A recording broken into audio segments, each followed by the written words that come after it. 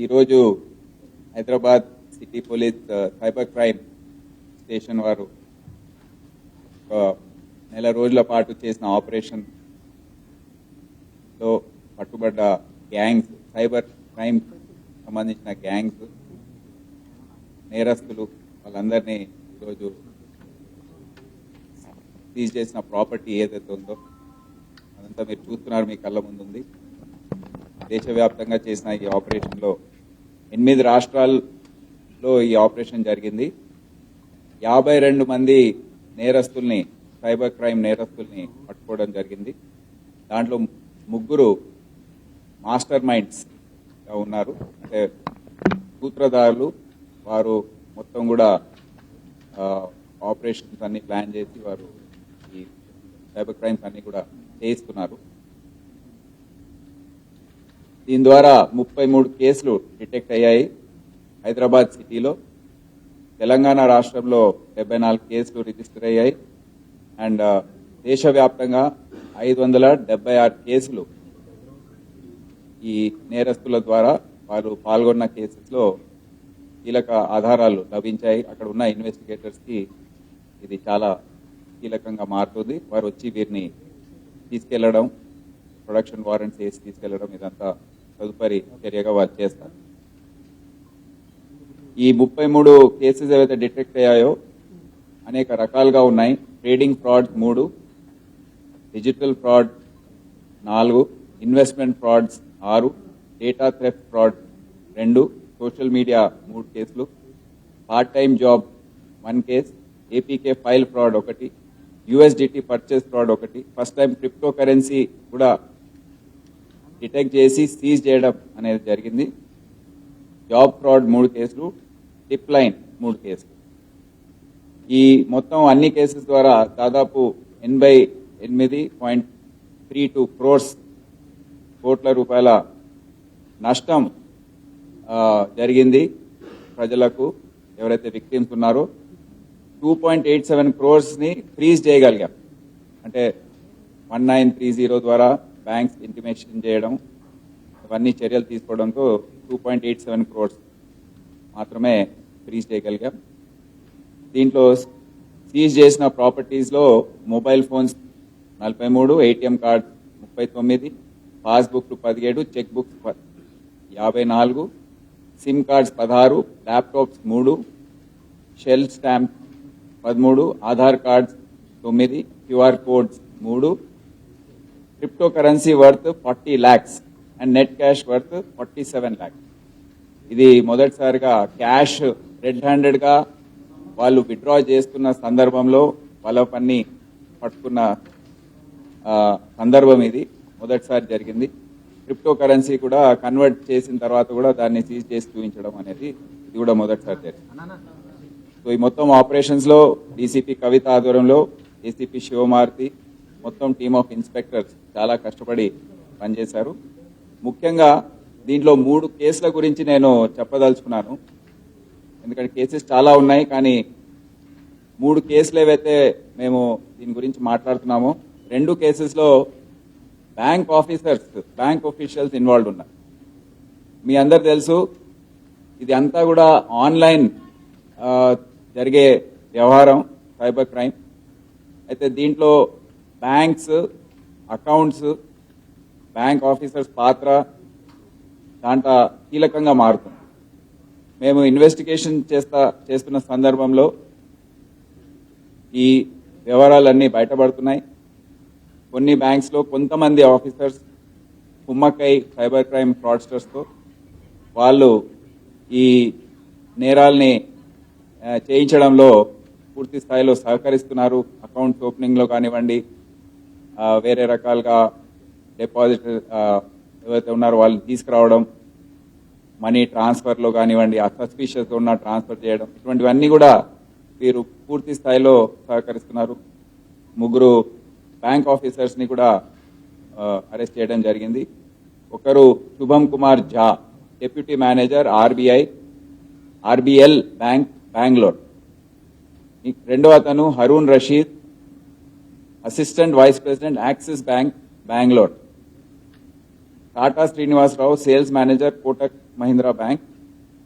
ఈ ముగ్గురిని కూడా మిగతా నేరస్తుల్లో వారిని అరెస్ట్ చేయడం జరిగింది. మొదటి కేసు ఇది 93 లక్షల ట్రేడింగ్ ఫ్రాడ్. ఇది భారతదేశంలోనే కాదు, నేపాల్ మరియు చైనా అక్కడ కూడా విస్తరించింది ఈ కేసు.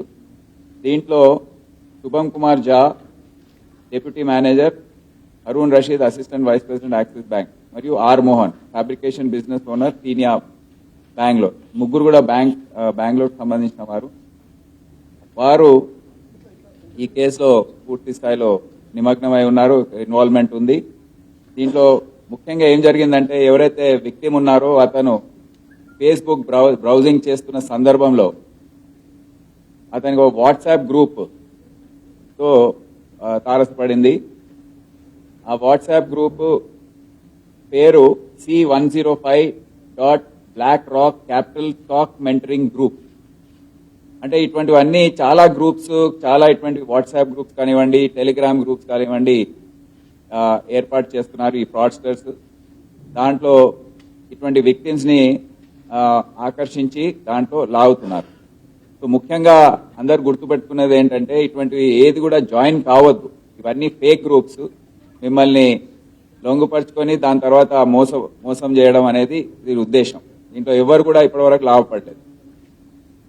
సో దీంట్లో అతను ఫస్ట్ అదంతా చూసి జాయిన్ అయిన తర్వాత అతనికి ఫేక్ కన్వర్జేషన్స్ ఉంటాయి. దాంట్లో మిగతా మెంబర్స్ కూడా అంతా ఫేక్ ఉంటారు. వాళ్ళు నాకు ఇంత ప్రాఫిట్ వచ్చింది, అంత ప్రాఫిట్ వచ్చిందని చెప్పడము. వీరు ఎవరైతే జాయిన్ అవుతారో వారు దానికి వారికి ఆకర్షణ అనేది ఏర్పడడం. అరే ఆశ అంటే ముఖ్యంగా దీంట్లో గ్రీడ్, ఆశ ఏదైతే ఉందో అది మూల కారణం ఈ సైబర్ ఫ్రాడ్. సో ఇతను కూడా జాయిన్ అయ్యాడు. జాయిన్ అయ్యి ముందు 40,000 దాంట్లో ఇన్వెస్ట్ చేశాడు. 40,000 ఇన్వెస్ట్ చేసిన తర్వాత ఆయనకి ఇనీషియల్ గా కొద్దిగా ప్రాఫిట్ చూపించారు. అది చూసి మురిసిపోయి ఇతను మళ్ళీ ఆశ పెరిగి దాని తర్వాత IPOs కూడా వస్తున్నాయి, దాంట్లో ఇన్వెస్ట్ చేయాలని చెప్పడం. కొద్దిగా ఇన్వెస్ట్ చేసిన తర్వాత అనుమానం వచ్చింది ఇతనికి. వచ్చి కానీ ఆ సందర్భంలో నువ్వు ఇప్పుడు విత్డ్రా చేయడానికి లేదు, ఇంకా ఇంత మినిమం అమౌంట్ ఇంత అవుతే గానీ నువ్వు విత్డ్రా చేసుకోలేవని బెదిరించడము, ఒక విధంగా అతన్ని ఫిక్స్ చేయడం దాంట్లో. దాని తర్వాత నెక్స్ట్ ఫేజ్ లో 93 lakhs అతను ఇన్వెస్ట్ చేశాడు. 93 lakhs చేసిన తర్వాత అది మాట పెరిగి మొత్తం కూడా అతను రియలైజ్ అయ్యేసరికి మొత్తం అమౌంట్ కూడా అతని అకౌంట్ అంతా బ్లాక్ చేసేసి ఏ ఫోన్ కూడా ఆన్సర్ చేయకపోవడం ఇదంతా జరిగింది. సో దీంట్లో ముఖ్యంగా నోటీస్ చేసేది ఏంటంటే, ఈ శుభం కుమార్ జా, అరుణ్ రషీద్ అండ్ ఆర్ మోహన్ వీళ్ళందరూ కూడా బ్యాంక్ ఆఫీషియల్స్ అవుతూ వీళ్ళు వందలాది మ్యూల్ బ్యాంక్ అకౌంట్స్ ఓపెన్ చేయించారు ఈ మొత్తం కేసులో. బ్యాంకింగ్ సిస్టమ్ లో ఉన్న లోపాల గురించి వీళ్ళందరికీ చాలా బాగా తెలుసు. సో అవన్నీ కూడా వాడుకొని జీమెయిల్ ఐడీస్ కానివ్వండి, ఫేక్ ఐడెంటిటీస్ వాడుతూ ఇవన్నీ కూడా మ్యూల్ అకౌంట్స్ ఓపెన్ చేయించి బంధన్ బ్యాంక్ లో ఒకటి మెసర్స్ మాహీ టెక్ సొల్యూషన్స్ అనేది ఒక అకౌంట్ ఓపెన్ చేయించారు ఫేక్ అడ్రస్ వాడుతూ. And login credentials were shared with cyber fraudsters via Telegram. And ఈ 93 lakhs లో 38 lakhs ఈ అకౌంట్ నుంచి వాళ్ళు డైవర్ట్ చేయించారు. ఇది చాలా ముఖ్యమైన అంశం. బ్యాంక్ ఆఫీషియల్స్ కుమ్మక్కైతే ఈ విధంగా అవుతుందని మనం అందరం కూడా గుర్తించాలి. సో వీరు పూర్తి స్థాయిలో దాంట్లో ఇన్వాల్వ్ ఉన్నారు. ఈ విధంగా ఈ కేసు మనం చూస్తే దాదాపు 23 కోట్ల రూపాయల ఫ్రాడ్ వీళ్ళు దేశవ్యాప్తంగా చేశారు. అండ్ చాలా అకౌంట్స్ దేశవ్యాప్తంగా ఓపెన్ చేయించారు. సో వీరందరినీ కూడా 20 కేసుల్లో అరెస్ట్ చేయడం జరిగింది. దీంట్లో ఇన్స్పెక్టర్ సీతారాములు ఆయన టీం మొత్తం కూడా SIs, PCs చాలా రోజులు బెంగళూరు పరిసర ప్రాంతాల్లో తిరిగి రెడ్ హ్యాండెడ్గా వీళ్ళందరినీ పట్టుకోవడం ఇదంతా జరిగింది. చాలా కష్టపడి పనిచేస్తారు, వాళ్ళకి మా శుభాకాంక్షలు. రెండవది కూడా ఒక ట్రేడింగ్ ఫ్రాడ్, అది కూడా 2.06 crore దీంట్లో పోగొట్టుకున్నాడు విక్టిమ్. అనీషా యాప్ అని ఒక ఫేక్ ట్రేడింగ్ యాప్ ఉంది. దాంట్లోకి ఇతను ఒక వాట్సాప్ గ్రూప్ VIP-H8-5 అనేది వాట్సాప్ గ్రూప్ లో ఇతను జాయిన్ అయ్యాడు. జాయిన్ అయ్యి దాని తర్వాత వాళ్ళు అందరూ వాట్సాప్ గ్రూప్ లో ఇదే విధంగా మేము చాలా లాభాలు సంపాదిస్తున్నాము, ప్రాఫిట్ వచ్చింది ఇదంతా ఇన్వెస్ట్ చేయడంతో అని చెప్పడం, ఇతని మళ్ళీ అతని ఆశ దాంట్లో రావడం, నేను కూడా సంపాదిస్తానని అతను కూడా దీంట్లో జాయిన్ అయ్యి ముందు 5 lakhs ఇన్వెస్ట్ చేశాడు. అదేవిధంగా ప్రాఫిట్ చూపించి అదంతా చేసి దాని తర్వాత 27.5 lakhs ఇన్వెస్ట్ చేశాడు. మళ్ళీ ప్రెషర్ చేయడము, నువ్వు విత్డ్రా చేసుకోవడానికి వీల్లేదు అని చెప్పడము, అతను ఇంకా రియలైజ్ కాకపోవడం, మళ్ళీ 1.62 crores వరకు వెళ్ళాడు. ఫిక్స్డ్ డిపాజిట్స్ అన్ని బ్రేక్ చేసుకుంటూ అతను ఇన్వెస్ట్ చేసుకుంటూ వెళ్ళాడు. ఫైనల్ గా చూస్తే 2.06 crores 2 కోట్ల పైన పోగొట్టుకున్న తర్వాత అతను రియలైజ్ అయ్యి అంతా ఏం చేయాలనే పరిస్థితిలో అప్పుడు అతని అకౌంట్ వాళ్ళకు కూడా తెలిసి వచ్చింది, ఫ్రాడ్స్టర్స్ కి ఇతను ఇప్పుడు గుర్తించాడని అతని అకౌంట్ బ్లాక్ చేసేసి అదంతా పూర్తిగా మూసేశారు. అతను వచ్చి కంప్లైంట్ చేయడం, దీనికి మొత్తం ఇన్వెస్టిగేషన్ టేకప్ చేయడం అనేది జరిగింది. దీంట్లో ముఖ్యంగా మాగంటి జయకిరణ్ అతను ఒక mule account Kotak Mahindra bank లో ఓపెన్ చేశాడు. వీళ్ళందరూ కూడా కమిషన్ 1%, 2%, 5% కమిషన్ పైన పనిచేస్తుంటారు ఈ మ్యూల్ అకౌంట్స్ ఓపెన్ చేయడానికి. దీంట్లో ముఖ్యంగా బ్యాంక్ ఎంప్లాయీ కోటక్ మహీంద్రాలో పనిచేస్తూ టాటా శ్రీనివాస్ అతని ఇన్ఫ్లుయెన్స్ అంతా వాడుకొని ఈ మ్యూల్ అకౌంట్స్ ఈ వ్యక్తుల్ని తీసుకురావడం, అక్కడ లైసెన్స్ చేయడం. సో ఏ విధంగా ఈ మెసేజెస్ ఉంటాయి అనేది నేను ఒకసారి పబ్లిక్ కి చూపించదలుచుకున్నాను. దీంట్లో ఒకసారి చూపిస్తారా? ఇటువంటి మెసేజెస్ వచ్చినప్పుడు మీరు దయచేసి అపీల్ చేస్తున్నాను పబ్లిక్ కి, ఇటువంటి మెసేజెస్ కంపల్సరీగా ఇది ఫ్రాడ్ మెసేజ్, దీంట్లో ఎటువంటి నిజం ఉండదు. మీరు ఏ యాప్స్ లో జాయిన్ అయినా, ఏ గ్రూప్ లో జాయిన్ అయినా ఇటువంటి మెసేజెస్ వస్తున్నాయంటే అది సైబర్ క్రైమ్ సంబంధించిన మెసేజెస్ అని మీరు ఇమీడియట్ గా గుర్తించాలి. దీంట్లో ఈ విధంగా చాట్స్ వస్తాయి, ఈ విధంగా స్క్రీన్ షాట్స్ వస్తాయి. ఇవన్నీ కూడా ఫ్రాడ్స్టర్స్ పెడుతున్నారు, అది మీరు గుర్తించాలి. దీంట్లో ఎవరు కూడా మిమ్మల్ని మభ్యపరిచి లొంగదీసే విధంగా మెసేజెస్ పెట్టేది వాళ్ళు కూడా ఫ్రాడ్స్టర్స్ లో ఒక సైబర్ క్రైమ్ చేసే ఎవరైతే ఫ్రాడ్స్టర్స్ ఉన్నారో, క్రిమినల్స్ ఉన్నారో వాళ్ళే ఈ మెసేజెస్ అన్ని ఒక టీం ఉంటుంది అక్కడ, వాళ్ళు అక్కడ కూర్చొని ఇవన్నీ పెడుతుంటారు. మీరేమో ఎవరైతే దాంట్లో జాయిన్ అయ్యారో అమాయకంగా అరే అందరు కూడా బాగా ప్రాఫిట్స్ లభిస్తున్నాయి అని వాళ్ళు ఆకర్షితులై వాళ్ళు కూడా ఇన్వెస్ట్మెంట్ స్టార్ట్ చేస్తారు. ఈ విధంగా ఉంటాయి. ఫస్ట్ ఒక స్క్రీన్ షాట్స్ పెడతారు, ఈ విధంగా ఇంత లాభం వచ్చింది, నేను ఇంత పెట్టాను, లేటెస్ట్ ఇంత పెరిగింది. మళ్ళీ కొంతమంది ఈ విధంగా I'm very satisfied with today's income, 25% is really good. The income of 1.5 crore, I can't imagine. Thanks to the professor for everything. అని వీళ్ళు పెట్టడం, ఇవన్నీ ఫేక్. దయచేసి మేము ఈ సంవత్సరం ఉక్కుపాదం మోపుతున్నాము. మీ సహకారం లేకపోతే పబ్లిక్ ఈ విధంగా కనీస జ్ఞానం లేకుండా దీనికి లొంగిపోతే ఇక ఎవరు ఏం చేయలేరు. దయచేసి ఇది గుర్తించండి. Dear investors, good afternoon. With the market close our peak అని వాళ్ళు ఈ విధంగా. దెన్ దాని తర్వాత private equity account notification as per securities ఒఫీషియల్గా వచ్చినట్టు ఇదంతా ఫేక్. సెబీ ఎప్పుడు కూడా ఇటువంటి సర్టిఫికేట్స్ ఇవ్వదు, కానీ వీళ్ళు ఫేక్ ఇట్లా ఈ విధంగా పెడుతుంటారు. అంటే బంధన్ బ్యాంక్ బ్రాంచ్ ఈ విధంగా. దెన్ డిపాజిట్ చూడండి, అతను చూపించారు నీకు ఇంత లాభం వచ్చిందని. అతను చూసి అబ్బా నాకు ఇంత వచ్చేసిందని ఫీల్ అవుతాడు. ఇదంతా ఫేక్, ఇదంతా ఏది కూడా ఉండదు అక్కడ. జస్ట్ అతన్ని నీకు ఇంత ప్రాఫిట్ వచ్చిందని చెప్పుకుంటూ వెళ్ళడం అనేది జరుగుతూ ఉంటుంది. దాని తర్వాత ఇదేంటి channel 1, channel 2 apparent profits in the app. ఈ విధంగా అపారెంట్ ప్రాఫిట్స్ అంటే మీకు కనబడేటివి. సో ఇవన్నీ కూడా ఫేక్ విక్టిమ్స్ లియోడ్ త్రూ ఇవన్నీ ఈ విధంగా జరుగుతూ ఉంటాయి. ఇదే కేసులో మొదటిసారిగా మొహమ్మద్ జునేద్ అనే వ్యక్తిని పట్టుకోవడం, అతను క్రిప్టో కరెన్సీగా ఈ క్యాష్ అంతా ఏదైతే డైవర్ట్ అయ్యి వస్తుందో అది క్రిప్టో కరెన్సీగా మార్చడం అనేది అతను చేసే ఎంఓ అది. సో అతన్ని ఫస్ట్ టైం యూఎస్డిటి టెథర్ అనే క్రిప్టో కరెన్సీ సీజ్ చేయడం జరిగింది. ఇదే కేసులో క్యాష్ కూడా రెడ్ హ్యాండెడ్గా క్యాష్ కూడా పట్టుకోవడం అనేది జరిగింది. సో ఆ విధంగా ఈ కేసు చాలా కీలకమైంది. దీంట్లో మన ఆఫీసర్స్ మధులత, వినయ్ కుమార్, ఎస్ఐ అభిషేక్ చాలా కష్టపడి పనిచేసి దీన్ని పట్టుకోవడం జరిగింది.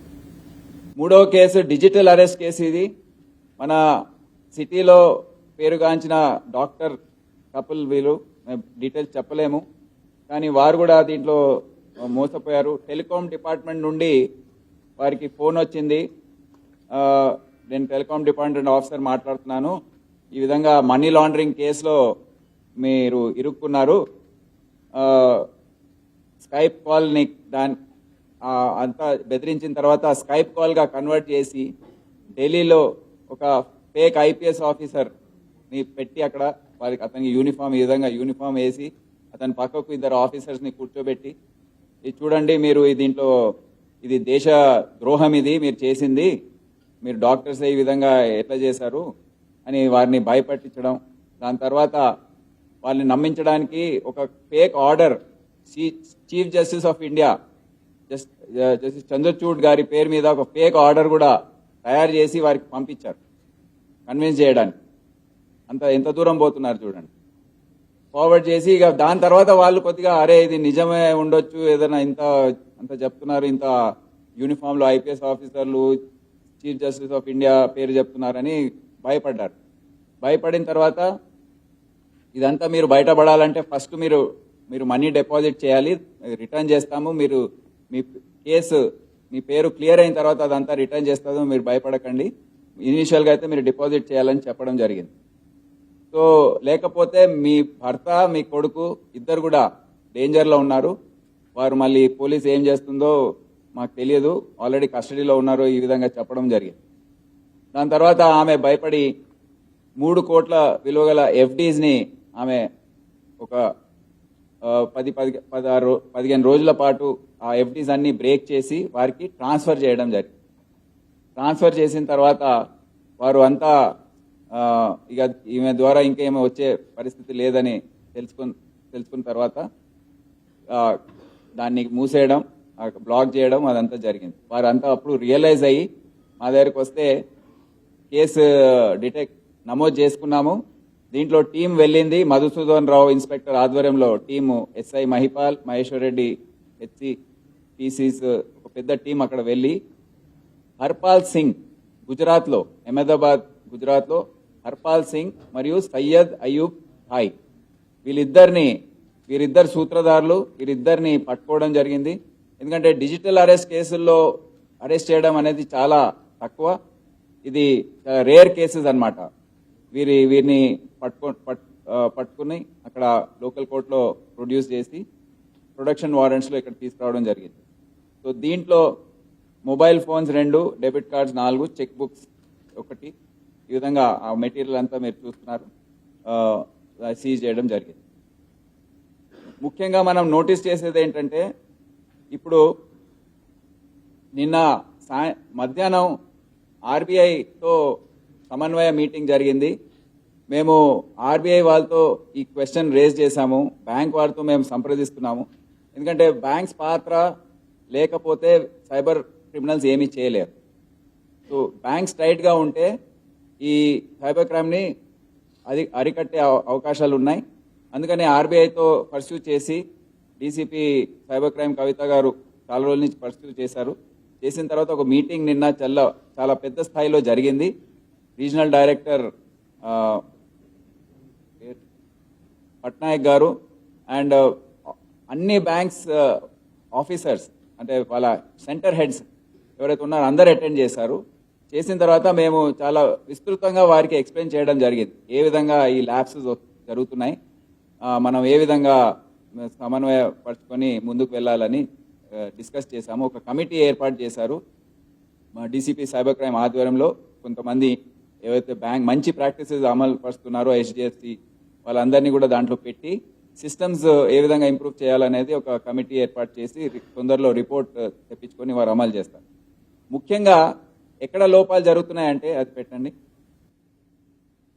ఇది ఒకసారి నేను ఎక్స్ప్లెయిన్ చేస్తాను, ఎందుకంటే మీరందరూ కూడా వాచ్ చేస్తున్న పబ్లిక్ ని దయచేసి కొద్దిగా అవగాహన పెంచాలని నేను కోరుతున్నాను. ఈ ఫేక్ అకౌంట్స్ ఏవైతే ఉన్నాయో ఏ విధంగా ఓపెన్ అవుతున్నాయో అనేది మనం గుర్తించాలి. ఇప్పుడు నేను వెళ్ళి ఒక అకౌంట్ ఓపెన్ చేయాలంటే అంత ఈజీయా? ఎంత తిప్పుతారు? అసలు ఇంత కష్టమా అని అనిపిస్తుంది. కానీ వీళ్ళందరూ ఇటువంటి అకౌంట్స్ ఇంత ఈజీగా ఎట్లా ఓపెన్ చేస్తున్నారని నిన్న కూడా అడగడం జరిగింది. సో కొన్ని లోపాలు ఉన్నాయి బ్యాంకింగ్ సిస్టంలో. దాంట్లో ఏంటంటే ఇప్పుడు కీ డాక్యుమెంట్స్ వెరిఫికేషన్ జరగాలి. ముఖ్యంగా పర్సనల్ దానికి పాన్ కార్డు, ఆధార్ కార్డు, ఏదన్నా కంపెనీ పరంగా చేస్తే GST లేకపోతే ఉద్యోగ్ ఆధార్ అని ఉంటుంది, ఇది లేబర్ వాళ్ళ డిపార్ట్మెంట్ లైసెన్స్. ఇవన్నీ కూడా ప్రాపర్గా వెరిఫై చేసి చేసుకునే అవసరం ఉంటుంది. కానీ అక్కడ ఏం జరుగుతుందంటే ఇవి డాక్యుమెంట్స్ రిమోట్గా వెరిఫై చేయడం, ఎవరైనా ఫేక్ పెట్టేసినా దాన్ని ఏ విధంగా కూడా ఫిజికల్ వెరిఫికేషన్ లేకుండా కూడా అది యాక్సెప్ట్ చేసి వాడుకోవడం, ఈ విధంగా misverifying the fake PAN, Aadhaar and images, అంటే ఇవి సరిగా వెరిఫికేషన్ లేకుండా ఇవన్నీ కూడా. ఎందుకంటే ఇటువంటి ఓపెన్ చేయాలంటే సేవింగ్ బ్యాంక్ అకౌంట్ ఉన్న వాళ్ళే, ప్రొప్రైటర్ ఎవరైతే ఉన్నారో వాళ్ళు స్పాన్సర్ చేస్తేనే ఓపెన్ చేయొచ్చు.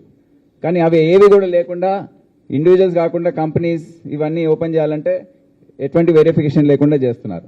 రెండవది ఇనిషియల్ ఫండింగ్ చెక్ ఏదైతే ఉందో అది చెక్ బౌన్స్ అయినా, అంటే చెక్ కొన్ని సేపటి బౌన్స్ అయిపోతుంది, అయినా అకౌంట్ అయితే ఓపెన్ అయిపోతుంది. యూజువలీ సేవింగ్స్ బ్యాంక్ ఉన్న వాళ్ళ దగ్గర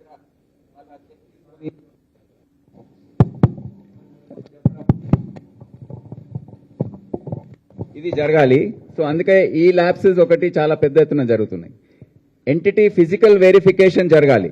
అంటే ఎవరైనా ఫర్ ఇన్స్టెన్స్ అకౌంట్ ఓపెన్ చేశారనుకోండి, చేయదలుచుకున్నారు, వారి ఇంటికి వచ్చి వెరిఫై చేయడం అనేది జరుగుతుంది యూజువలీ. కానీ ఇక్కడ ఫిజికల్ వెరిఫికేషన్ లేకుండా కూడా వాట్సాప్ ద్వారా, రిమోట్ ద్వారా ఈ అకౌంట్స్ ఓపెన్ చేస్తున్నారు. కస్టమర్ ప్రీ విజిట్ ఫామ్ అనేది కూడా చాలా కీలకమైంది. సో ఇది కూడా ఇంటర్మీడియట్స్, అంటే వాళ్ళు ఫిజికల్గా వాళ్ళ అసిస్టెంట్ మేనేజర్ ఆ స్థాయిలో వాళ్ళు వెళ్ళి చేయాలి. కానీ వర్క్లోడ్ వల్లనో లేకపోతే టార్గెట్స్ ఉండడం వల్ల వాళ్ళు చెప్పేది ఏంటంటే మాకు చాలా ప్రెషర్ ఉంది, మాకు టార్గెట్స్ ఉన్నాయి, ఇన్ని అకౌంట్ ఓపెన్ చేయాలి అని చెప్తున్నారు, మేము ఏ విధంగా చేయాలి, మాకు ఇంకా వేరే దారి లేదు, మేము ఇంటర్మీడియట్స్ని వేరే వాళ్ళని పంపించి వారి ద్వారా చెప్పిస్తున్నామని వాళ్ళు చెప్పడం జరుగుతుంది మాకు ఇంట్రాగేషన్ టైంలో. సో ఈ ల్యాబ్స్ ఒకటి ఉంది. 3 days process for entity BGV. Targets meet చేయడంలో 1 day, హాఫ్ డే, 1 hourలో ఇచ్చేస్తున్నారు. ఇది welcome letter by bank to entity, manipulation of delivery addresses intercept చేయడం, వెల్కమ్ లెటర్స్, ఇవన్నీ OTPs. సో ఇవన్నీ కూడా వాళ్ళు మధ్యలోనే ఆ అకౌంట్స్, దాన్ని వచ్చే లెటర్స్, ఇవన్నీ కూడా ఆ ఫ్రాడ్స్టర్ ఎవరైతే ఉన్నారో అతనే ఇంటర్సెప్ట్ చేసి అవన్నీ తీసుకోవడం, వీళ్ళ కమిషన్ ఇచ్చేయడం, ఇదంతా జరుగుతూ ఉంది. సో దీనివల్ల ఏమవుతుందంటే ఈ కరెంట్ అకౌంట్స్ చాలా ఓపెన్ అయిపోతున్నాయి. దీని ద్వారా ఏమవుతుందంటే mule account operation process start అయిపోతుంది. సో ఈ అకౌంట్లో fraudster collect credential and SMS linked mobile, అతనికి అంతా తెలుసు కనుక ఈ అకౌంట్ ఎవరిదైతే ఉందో ఆ ఫ్రాడ్స్ వీళ్ళు ఇమీడియట్గా కమిషన్ ఇచ్చేసి 1-2% ఇచ్చేసి ఈ మొత్తం క్రెడెన్షియల్స్ అన్నీ, అంటే మనకు OTP వస్తుంది చూడండి, అది చాలా కీలకం. ఆ OTP అతను కస్టడీలో తీసేసుకుంటున్నాడు. అందుకే ఇన్ని మొబైల్స్ కూడా మనం సీజ్ చేసాం. ఆ OTPs అన్నీ వాళ్ళకి రావడం. Then account is link to cyber crime channels. ఒకసారి వాళ్ళ అకౌంట్లో వచ్చేస్తే, వాళ్ళ చేతుల్లో వచ్చేసిన తర్వాత ఇవన్నీ కూడా చాలా సులభం అవుతుంది. ఇక anyway they are into that ఆ చైన్ ఏదైతే ఉందో ఫ్రాడ్స్టర్స్ది దాంట్లో వెళ్ళిపోతారు. Victims deposit money into these mule accounts.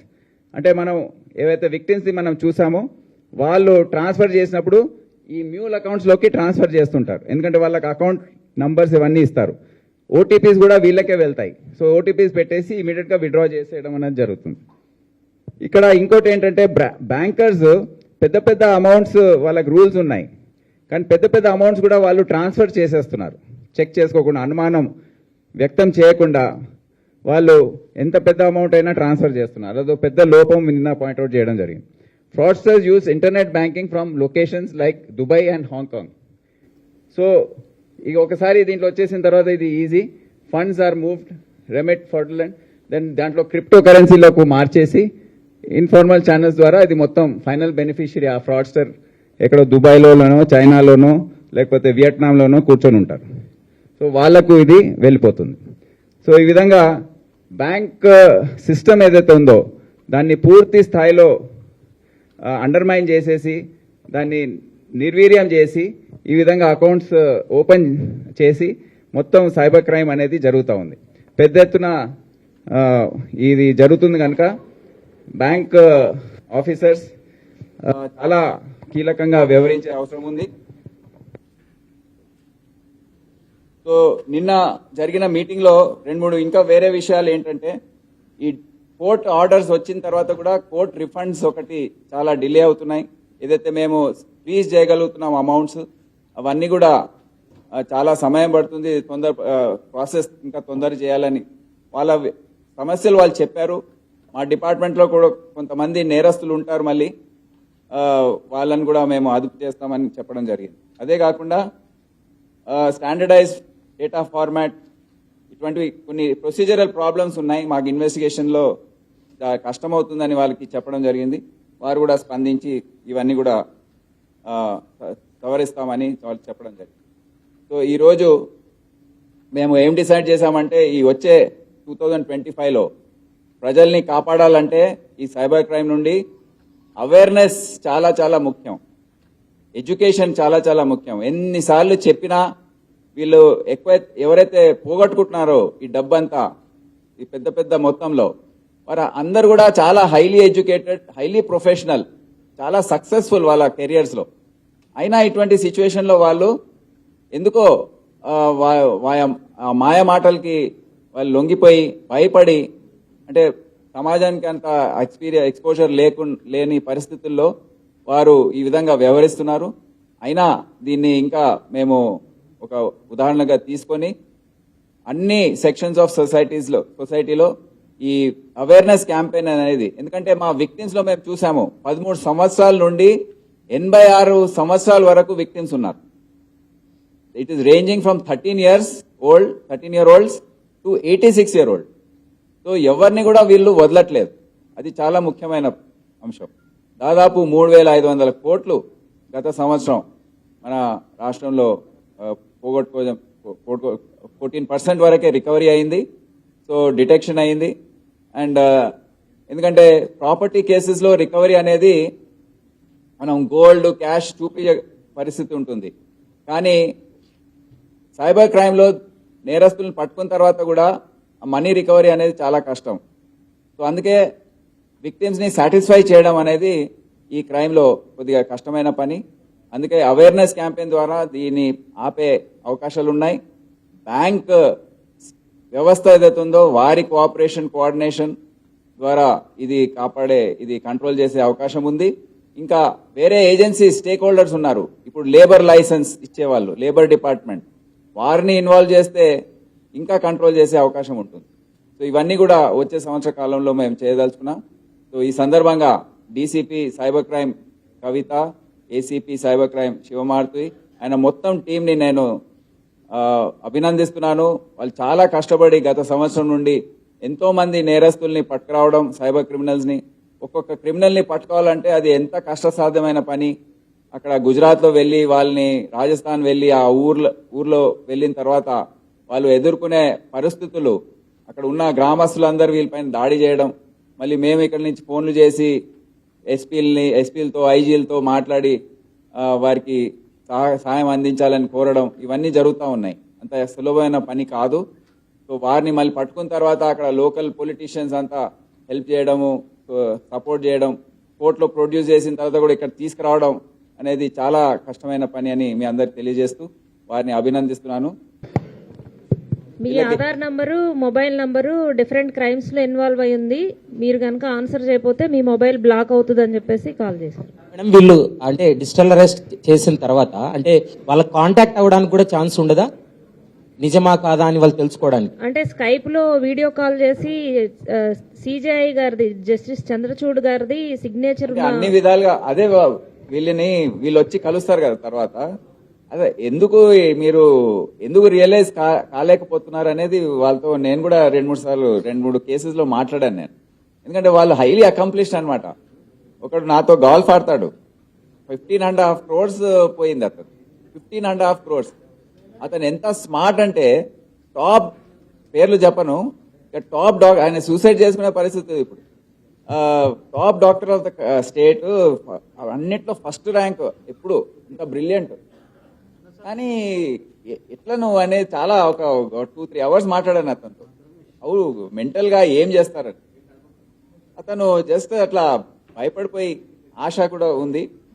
అతనిది డిజిటల్ అరెస్ట్ కాదు, ఇన్వెస్ట్మెంట్ ఫ్రాడ్ ఇటువంటిదే. అతను స్టాక్స్ లో కూడా ట్రేడ్ చేస్తాడు, కానీ అతను దీనికి లొంగిపోయి 15.5 crores పోయింది ఫైనల్ గా. సో ఆ హిప్నోటైజ్ అయిపోతారా ఏంటి దానికి అసలు అది కూడా చెప్పి వెళ్తున్నారు. మీరు చెప్తున్నారు కదా, మీకు అయినప్పుడు మీకు తెలుస్తుందని నాకు అమ్మా కావద్దని భయ. అంటే వీళ్ళకు ఏంటంటే వాట్ ఐ రియలైజ్ వీళ్ళందరితో మాట్లాడిన తర్వాత వీళ్ళకు బయట ఏం జరుగుతుందో ఏమి కూడా తెలియదు. వాళ్ళు పొద్దున్న లేవగానే అతను కొద్దిగా గాల్ఫ్ ఆడతాడు, క్లినిక్ వెళ్ళిపోతాడు, వస్తాడు. అసలు ప్రైమ్ మినిస్టర్ ఎవరు అంటే కూడా చెప్పకపోవచ్చు, చీఫ్ మినిస్టర్ ఎవరు అనేది కూడా ఏం జరుగుతుందో ఏమి సంబంధం లేదు బయట ప్రపంచంతో. They are living in their own world. Most of these victims are not aware what's going on around them. వాళ్ళ రోజువారీగా జరిగే లైఫ్ లో దాంట్లో నిమగ్నమై అసలు ఏం జరుగుతుంది పాలిటిక్స్ లో కానివ్వండి, రాష్ట్రంలో కానివ్వండి, దేశంలో, ప్రపంచంలో ఏం జరుగుతుంది ఏమీ తెలియదు వాళ్ళు. సో ఈ డిజిటల్ ఫ్రాడ్స్, ఈ విధంగా సైబర్ క్రైమ్ జరుగుతుందని కూడా అంత అవగాహన లేదు. సో ఇటువంటి కాల్స్ రాగానే వాళ్ళు నిజం అనుకొని చెప్పేస్తున్నారు. అందుకే అవేర్నెస్ అనేది ఇంకా పెంచడము, వాళ్ళు సెన్సిటైజ్ చేయడం అనేది చాలా అనివార్యమని మేము భావిస్తున్నాం. ఎందుకంటే ఇది కంట్రోల్ చేయాలంటే వేరే దారేమీ లేదు. సార్ ఇప్పుడు ఈ ట్రేడింగ్ ఫ్రాడ్లో 2.06 crores వరకు కూడా పోగొట్టుకున్నారు. ఫస్ట్ 5 lakhs, తర్వాత 27 lakhs, తర్వాత 1 crore.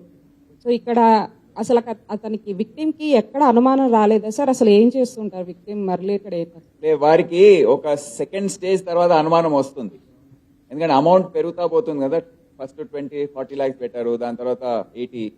అంటే అమౌంట్ పెరగగానే అతనికి భయం ఏర్పడుతుంది. అరే ఇది మళ్ళీ నేను దేంట్లో దిగుతున్నాను, అంటే నాకు అంటే ప్రాఫిట్స్ చూపిస్తున్నారు, ఆ విధంగా చూపించారు కదా, ఆ విధంగా ప్రాఫిట్స్ వస్తున్నాయని ఒకవైపు, ఇంకోవైపు అనుమానం. అప్పుడు నేను ఇది ఫస్ట్ విత్డ్రా చేసుకుంటాను, దాని తర్వాత ఇన్వెస్ట్ చేస్తానంటే అప్పుడు గేమ్ స్టార్ట్ అవుతుంది. వాళ్ళు ఏమంటారంటే ఇప్పుడు విత్డ్రా చేయడానికి లేదు, ఇప్పుడు మీరు ఇంకా ఇంత అమౌంట్ పెడితే మీకు ఒక 1 dayలో వచ్చేస్తుంది ఇంత ప్రాఫిట్, బాగా షేర్స్ బాగా పెరుగుతున్నాయి ఇప్పుడు, ఇది అదని ఏదో మభ్య పెట్టి ఇప్పుడు ట్రై కూడా చేస్తారు విత్డ్రా చేయడానికి లేదని మెసేజెస్ వస్తూ ఉంటాయి. అతను మళ్ళీ ఇక ఆల్రెడీ 70-80 lakhs పెట్టేశాను కదా, ఇంకా 30-40 lakhs లో ఏం పోతుందని అతను అది కూడా పెట్టేస్తాను. వీళ్ళంతా most of them are businessman, chartered accountants, doctors, ఎక్కువ శాతం వాళ్ళే కనిపిస్తున్నారు. సార్ ఈ బ్యాంకు ఈ స్టాండర్డ్స్ కొన్ని లోపాలు నేను మీరు ఆర్బీఐకి చెప్పినప్పుడు వాళ్ళు ఒప్పుకున్నారా? దానికి ఏం చెప్తున్నారు? వాళ్ళు తప్పకుండా ఒప్పుకుంటున్నారు. అండ్ ఇంకా మేము స్ట్రెంథెన్ ఆల్రెడీ చాలా చేస్తున్నారు వాళ్ళు. ఆర్బీఐ కూడా చాలా గైడ్ లైన్స్ ఇచ్చింది, కానీ ఆ గైడ్ లైన్స్ ఏవైతే ఉన్నాయో కొద్దిగా టైం లైన్స్ సరిగా లేవు. ఇప్పుడు సైబర్ క్రైమ్స్ అన్ని నిమిషాల్లో జరిగిపోతుంది. వాళ్ళు ఒక 1 week 2 weeks అట్లా టైం ఇచ్చారు అన్నిట్లో. వాళ్ళు కంప్లైంట్స్ ఏదైతే ఇవ్వాలో మాకు, సో అవన్నీ కూడా రివ్యూ చేయాలి అని ఒప్పుకున్నారు.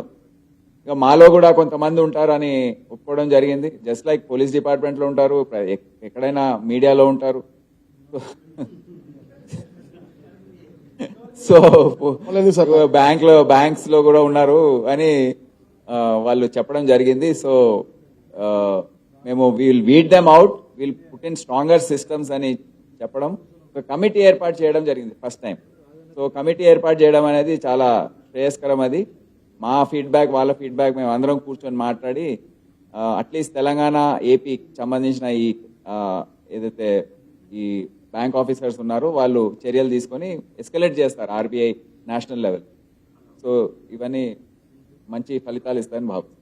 ఈ బ్యాంక్ ఆఫీసర్స్ వాళ్ళకు 3 to 5% వరకు they get off the total 5% వరకు వస్తుంది.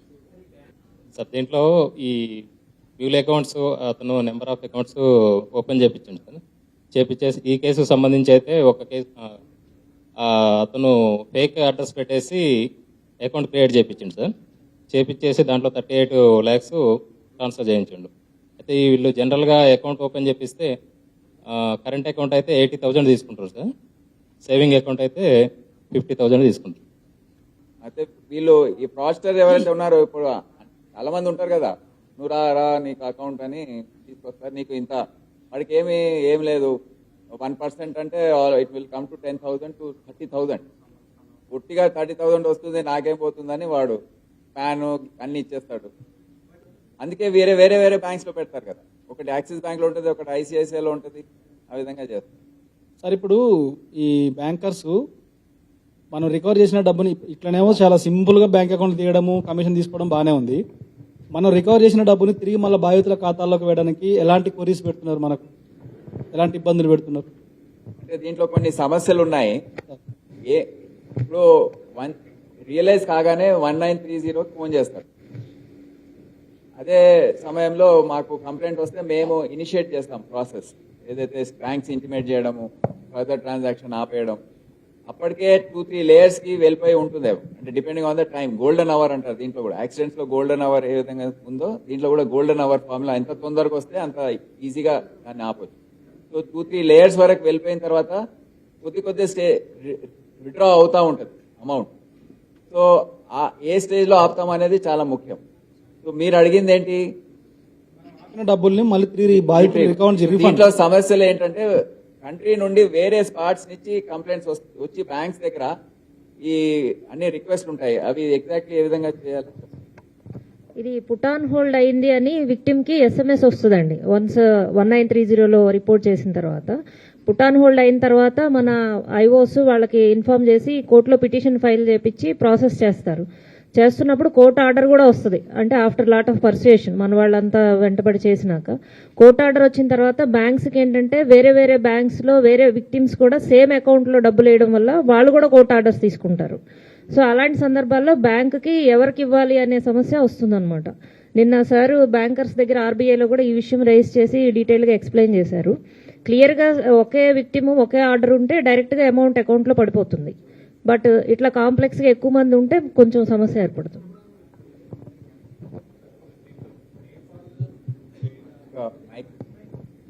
మీరు చెప్తూ నేపాల్ చైనాకి విస్తరించింది, ఆ కంట్రీస్ ఇక్కడ వరకు విస్తరించిందని చెప్పారు. అక్కడ ఏం అంటే వాళ్ళ రోల్ ఏంది అంటే అక్కడికి వీళ్ళ కో అక్యూజ్డ్ అక్కడ కూడా ఉన్నారండి. అట్లాగే అక్కడ వాళ్ళతో కూడా వీళ్ళు లైజన్ చేసుకొని అమౌంట్ మనీని ట్రాన్స్ఫర్ చేయడం కానీ ట్రాన్సాక్షన్స్ కానీ అక్కడ కో అక్యూజ్డ్తో మాట్లాడడం కానీ ఇవన్నీ కూడా ఐడెంటిఫై చేశారు మన వాళ్ళు. వాళ్ళ మొబైల్స్ వాళ్ళ ఇవి చాటింగ్స్ అన్ని చూసినప్పుడు కాంటాక్ట్స్ అక్కడి వరకు కూడా విస్తరించినట్టు చూశారు. మనం కొట్టేసిన డబ్బుని అటు తరలిస్తున్నారా మేడం, లేకపోతే అక్కడ కూడా చేస్తున్నారు? కో అక్యూజ్డ్ ఉన్నారు, డబ్బును కూడా ట్రాన్స్ఫర్ చేస్తున్నారు. ఈ కేసులో ఈ మహేష్ అని ఒక అతను నేపాల్ నుంచి వచ్చిన క్యాండిడేట్ వీళ్ళని కోఆర్డినేట్ చేస్తాడు. ఇక్కడ లోకల్లో ఉన్న ఈ ఫ్రాడ్స్టర్స్ అందరినీ కూడా కోఆర్డినేట్ చేస్తుండాడు. అయితే వీళ్ళు వాడే యాప్స్ అన్ని కూడా చైనాకి సంబంధించినవి. వాళ్ళ ఇన్స్ట్రక్షన్స్ ని ఆయన క్యారీ ఫార్వర్డ్ చేస్తుంటాడు. అక్కడి నుంచి నేపాల్ నుంచి వస్తూ ఇక్కడ బెంగళూరులో వీళ్ళందరినీ కలిసేసి ఇట్లా చేస్తే ఇంకా మీరు ఇంకా ఎక్కువ అకౌంట్స్ ఓపెన్ చేసి ఇస్తే ఇంకా ఎక్కువ కమిషన్ వస్తుందని చెప్పేసి వీళ్ళని కోఆర్డినేట్ చేస్తుంటాడు.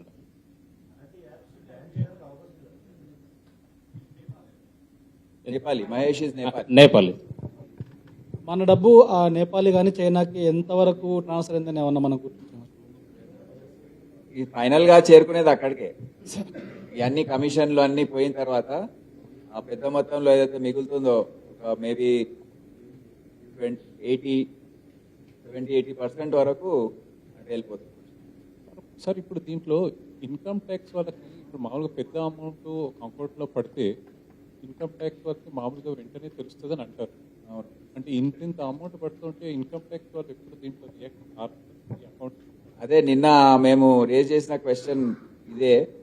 అంటే మేము 2 lakhs విత్డ్రా చేయాలంటే తంటాలు పడాలి, మళ్ళీ వీళ్ళు 10 లక్షలు కోటి రూపాయలు ట్రాన్స్ఫర్ చేసేస్తున్నారు, ఎందుకు డౌట్ రేజ్ చేయట్లేదని కూడా అడగడం జరిగింది. వాళ్ళు ఏం చెప్పారు దానికి? యాక్చువల్గా కరెంట్ అకౌంట్లో ఎక్కువ అమౌంట్స్ ట్రాన్సాక్షన్ చేయొచ్చు. ఇప్పుడు బ్యాలెన్స్ కనుక వాళ్ళు 10 crores మెయింటైన్ చేస్తుంటే 10% ఆఫ్ ద అమౌంట్ ట్రాన్స్ఫర్ చేయడానికి ఎనీ టైము వాళ్ళకి పర్మిట్ చేస్తారంట బ్యాంకింగ్ రూల్స్ ప్రకారం. అట్లా సర్వేలెన్స్ లేదు ఆ ట్రాన్సాక్షన్స్ మీద అని చెప్పారు వాళ్ళు బ్యాంకర్స్ మనకి. సార్ ఇది కూడా రైజ్ చేసి నిన్న డీటెయిల్గా ఎక్స్ప్లెయిన్ చేశారు. అంటే బ్యాంక్ లెవెల్లో కూడా సర్వేలెన్స్ ఉండాలి ఇలాంటి సస్పిషియస్ ట్రాన్సాక్షన్స్ మీద అనేది రైజ్ చేయడం జరిగింది. సేవింగ్స్ అకౌంట్ అంటే కరెంట్ అకౌంట్ సేవింగ్స్ లో కూడా అబౌవ్ 10 lakhs ఉంటే వాళ్ళు సస్పిషియస్ కింద మార్క్ చేసి హెడ్ ఆఫీస్ నుంచి ఇప్పుడు బ్రాంచెస్కి వస్తున్నాయి. ఈచ్ బ్రాంచ్ లో కూడా ఇది పెట్టాలి అనేది మనం చెప్పాం నిన్న సార్ ప్రజెంటేషన్ లో, అది కూడా ఎక్స్ప్లెయిన్ చేశారు. కొన్ని లూప్ హోల్స్ ఉన్నాయి ఇప్పుడు డిస్కస్ చేసినట్టు, ఇవన్నీ కూడా ఇప్పుడు నేను అది చూపించినట్టు బేసిక్ అకౌంట్ ఓపెనింగ్ లోనే తప్పు జరుగుతుంది. ఎందుకంటే అది అది ఇంకా వాళ్ళకు కష్టాలు ఏంటంటే బ్యాంకింగ్ సెక్టర్ కి ఒకవైపు టార్గెట్స్ ఉన్నాయి, అకౌంట్స్ ఓపెన్ చేయాలి, అందరికీ టార్గెట్స్ ఉన్నాయి. మళ్ళీ ఇంకోవైపు ఏమో అచీవ్ చేయడంలో ఇటువంటి బ్యూల్ అకౌంట్స్ ఏవైతే ఉన్నాయో ఫేక్ అకౌంట్స్, అవి వాళ్ళు అంటారు ఒక 100 అకౌంట్లు చేస్తే ఇవి ఒక 2-3% ఉంటాయి అని వాళ్ళు చెప్తున్నారు. కానీ ఆ 2-3% లోనే మనకి ఇంత నష్టం జరిగిపోతుంది. ఇది ఇన్వెస్టిగేటివ్ ఆఫీసర్స్ చెప్పడమే మేలు. ఎస్ఐ ఎవరైనా మేము అవుట్ ఆఫ్ స్టేట్ పోయినప్పుడు సార్ ముఖ్యంగా మాకు ప్రాబ్లం ఎక్కడ వస్తుందంటే